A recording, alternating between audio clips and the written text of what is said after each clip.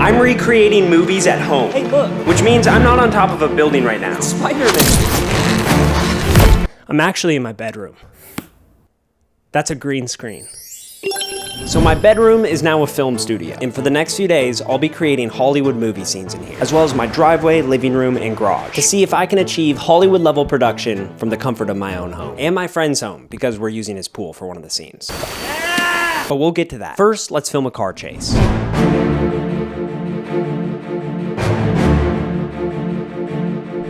So in the Italian Job, they drive Mini Coopers, which is pretty cool, because I drive a Mini Cooper. But what's even cooler is I found the exact replica of my Mini Cooper on Amazon.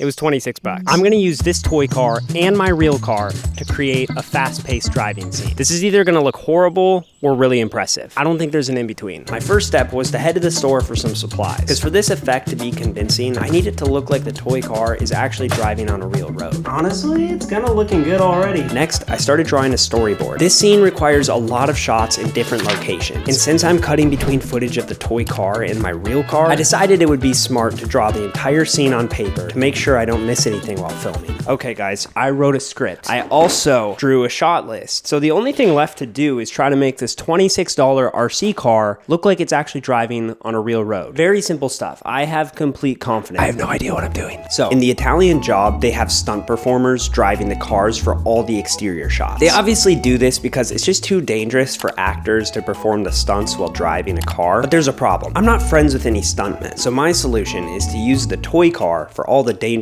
exterior shots, and then cut them together with the controlled interior shots where I'll use my real car. And hopefully, no one will notice. This is crazy.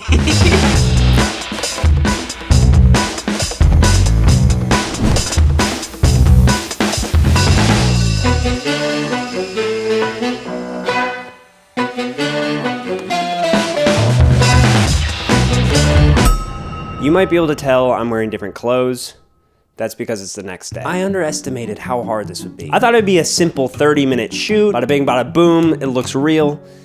No, this little thing is tricky. Let me explain. In order to make this tiny car look like a big car, I have to film it really close up. And that's a problem, because the closer I get, the shallower the depth of field becomes. In other words, parts of the car that should be in focus are now out of focus, which breaks the illusion, because a real car doesn't look like this on camera. Luckily, there is a solution. There's this thing called aperture on a camera lens, and if you crank it down as far as it will go, the image will be in focus. However, because of how aperture works, the image is now very dark. But don't worry, because we can combat the darkness by adding more light.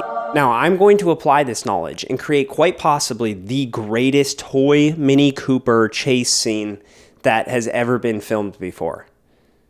And that, you can mark that. You can count on my word.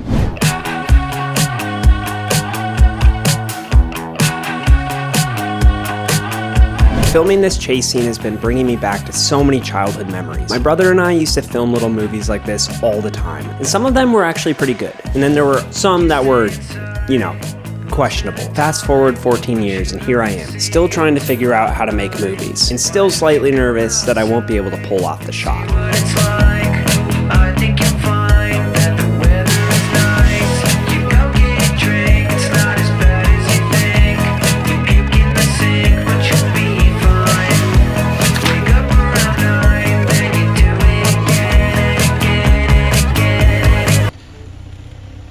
Okay, it's time to upgrade to the real car. And for these shots, I'm gonna need a lot of help. And it also has to be dark outside. Once it finally got dark, I set up the projector and started testing the backgrounds for the scene. Since we can't actually film while driving the car, the projector will hopefully make it feel like we're actually driving on a real road. Also, some of my friends came over to help me film. And for some reason, we had a really hard time deciding on the order that we were gonna stand in for our introduction shot, but we did eventually figure it out. And I think it turned out pretty good. Yeah, you can tell I've done this before. Ooh. Oh, really? Yeah. So in the movie The Italian Job, Charlize Theron drives a Mini Cooper, and I pulled some strings, and we got her. Her look-alike. Well, I just dyed my hair. Yeah. That's the only difference. Yeah, exactly. Between the previous clip you just saw and right now is I just, you know. You've seen the movie though, right? No. Not at all. Okay. I'm more of like a... No, I should be fine. After explaining the entire plot of The Italian Job to Haley, we sat down to read through the script I wrote for our scene. These will be like the first lines. I'm gonna need you to turn your lights off so we don't draw extra attention. How am I supposed to see? After reading through the script, we made a few small changes and then finally started filming. Lights, action. I gotta say, Isaac has upped the game. This is by far the biggest film production set I've ever been on. Oh, there's a spider in here. My wife's robbing a bank. Mitch, I think you can get quite a bit closer as well. So this first shot is just Haley from like a side profile. And what I'm realizing is I really need the lights in close. So I think everyone can come in closer. The way to make a shot like this feel real is movement. Ryan, Nick, and Mitchell are constantly moving their lights, which makes it feel like Haley's passing cars and driving under streetlights. And if you pair that with handheld camera movement and a stock footage background, you can transform your driveway into a highway. Action. Turn your lights off. And the backlights. Dang, that's It looks like there's a real car behind her. Oh no, what? Cops, you said it was clear. This is good. I wrote this script in about 2 minutes, so it doesn't have the finesse that, let's say, a proper movie script would have. So we were just kind of working on it to figure out what feels natural. We started off strong, and then the next line with the sigh took me out of it. You're good at words, but not emotions. Yes. Just say I lost him. I lost I him. lost him. I lost him. Oh, I like that one a lot. All right, cut. Haley's playing Charlize Theron, and I'm playing Lyle. I'm gonna be in the other room, giving her directions of where to go through the AirPods. Gen 1 AirPods. The best gen. Ooh, the ones. Are those the ones? Yeah, these are the So- OGs. It's like we're recreating the 2003 movie. It turns out that recreating a blockbuster movie is incredibly time consuming, and like most film shoots, this one took a lot longer than I expected. Because we're splicing these shots together with the toy car, we had to be really intentional about the angles we filmed, so that the effect would be convincing. That took a while, I'm not gonna lie.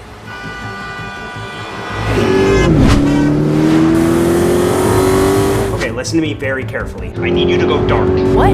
Turn your lights off. How am I supposed to see? I'll guide you on the radar. You'll be fine. You're gonna have to trust me. Okay, where am I going?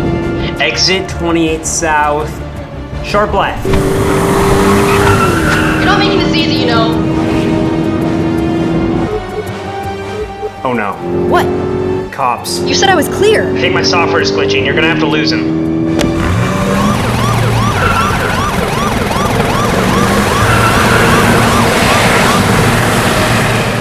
I lost him. Just like we planned. I'm gonna stop at McDonald's on the way home. You want anything? What? No. What about the mission? Hello? Haley? Haley has signed off.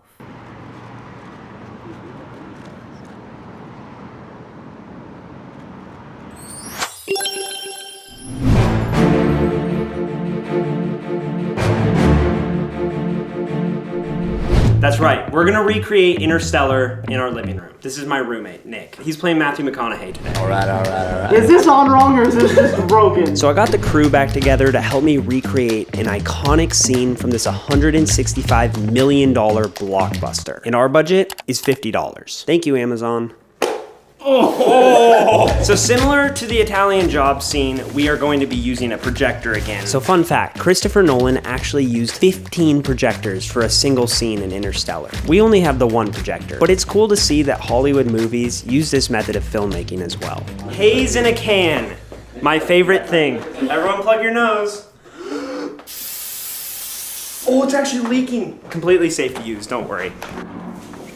There's this beautiful scene in the movie where Matthew McConaughey launches into space, and that's the scene we're taking inspiration from. It's crazy because we're filming this in my living room, and I'm not gonna lie, the behind the scenes looks kind of pathetic, but I could not be happier with how this footage is turning out.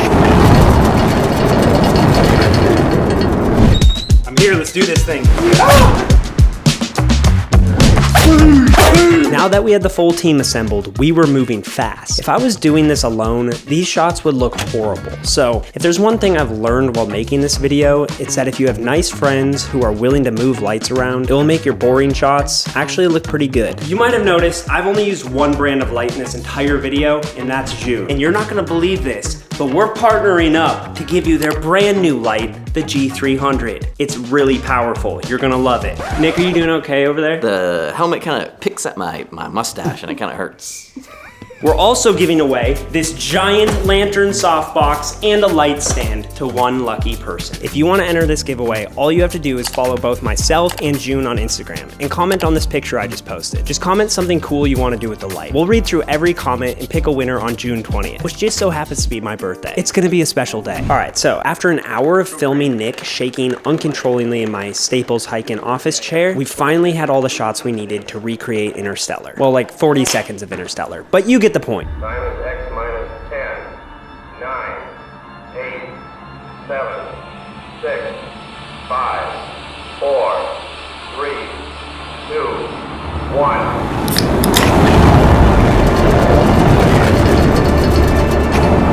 Project command. Stand by power transfer.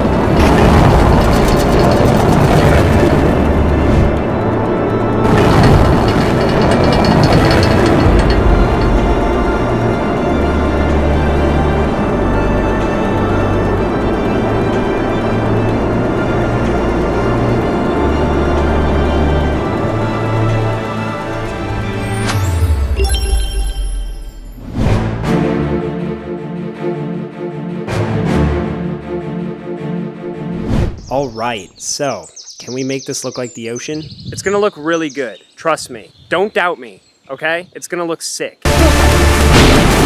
So there's this scene in the movie Life of Pi where the ship crashes and the main character like goes underwater, and there's this beautiful underwater shot with him like floating there, and that's what we're gonna try to replicate out here and try to make it actually look like an ocean in this tiny pool. The Jake's pool is at the Pacific Ocean. I have no clue. It looks identical to the Pacific. All joking aside, it turns out that making a backyard pool look like an ocean is actually really difficult. But lucky for me, I have the right crew for the job. Nice. Hey, get this. How is this getting any closer to filming an ocean scene? Okay, let's get it. So, on a normal movie set, they use sandbags like these to keep expensive equipment from falling over, but this is not a normal movie set. Oh, we're on a budget, so instead of sandbags, we're using trash bags full of rocks and a giant tire to keep the camera from falling into the water. And we're just gonna trust this mount that I bought on Amazon. This is so spooky. Bouncy, bouncy. Oh, dude, that's some art. Bro! Is that normal? Yeah. Yeah, no, we're good. All right. Cool. After solving the problem of mounting the camera, it wasn't long until we ran into another one. But this problem was completely out of our control. This came out of nowhere. Oh no! 8 p.m. With a thunderstorm heading right towards us, we were forced with a tough decision. Should we pack up all our gear and reschedule the shoot, or do we put our equipment at risk and film in the rain? After talking it over, we decided it would be best to pack up our gear and film a different day. Just kidding. We actually decided to keep setting up. And looking back, this was one of my dumber ideas because this storm was much worse than any of us anticipated. Oh my gosh, that's light. This light here is mimicking the moon. It's supposed to like kind of just give a soft glow to everything. We'll do another light that doesn't have a softbox to make it look like lightning, so it's more harsh looking, but this is supposed to be like pleasing to the eye. Striking! Wow, did the moon just come out?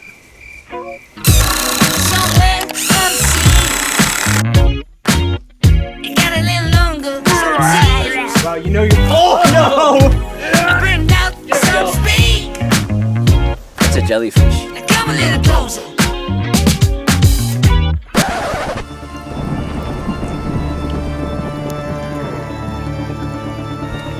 So what's this? This is supposed to simulate lightning. See that? It's kind of giving a strobe effect. And then we'll pair that with sound design with like thunderclaps and wave sounds and rain sounds. And hopefully it all comes together to make a beautiful storm. That's gonna look. Now that our gear's set up, we're almost ready to recreate Life of Pi. So I hopped in the pool to see how the shot was looking. Does it look cool? I'm not gonna lie, I was pleasantly surprised. One might even say that the pool was starting to look like the Pacific Ocean. The Jake's pool is at the Pacific Ocean. I have no clue. There's thunder and lightning happening. If that happens, we'll have to pack up all, or just That was thunder, wasn't it? Yeah. What's the irony of the fact that like we're filming a thunderstorm, but the last thing we want is a thunderstorm? Exactly. We'll just hope it doesn't rain. Oh my gosh. actually raining right now. Oh my gosh. Yeah, so this storm was worse than any of us expected, and when we saw lightning, we started packing up the set as fast as we could. At moments like this, safety is the #1 priority, so our only option was to take shelter and wait for the storm to pass. I'm also hoping that my camera still works because it kind of got drenched. And just like that, with a fully functional camera and only 30 minutes until the next storm, we were finally filming the movie scene. Careful, guys. Careful. Action!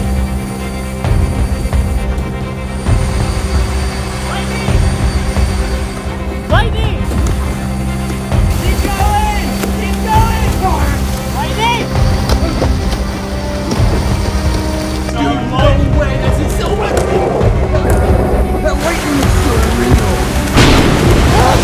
Anyway, that's it. You have to just go until you can't go anymore. I was genuinely close to that. One more take.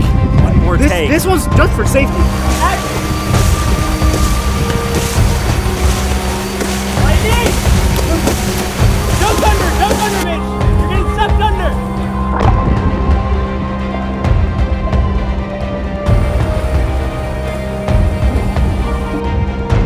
Float up! Dude, that was perfect. Final shot we're gonna try to get is going underneath the water. I'm gonna be filming with my iPhone.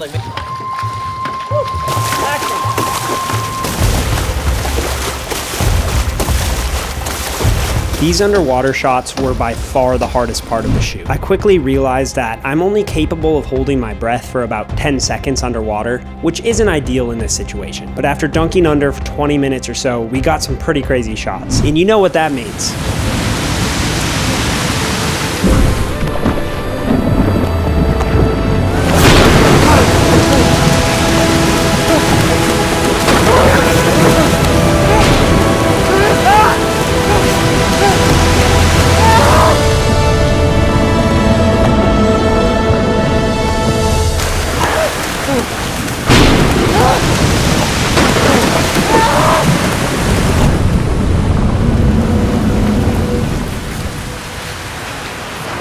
So fast forward 14 years. I may not be making those ridiculous home videos anymore.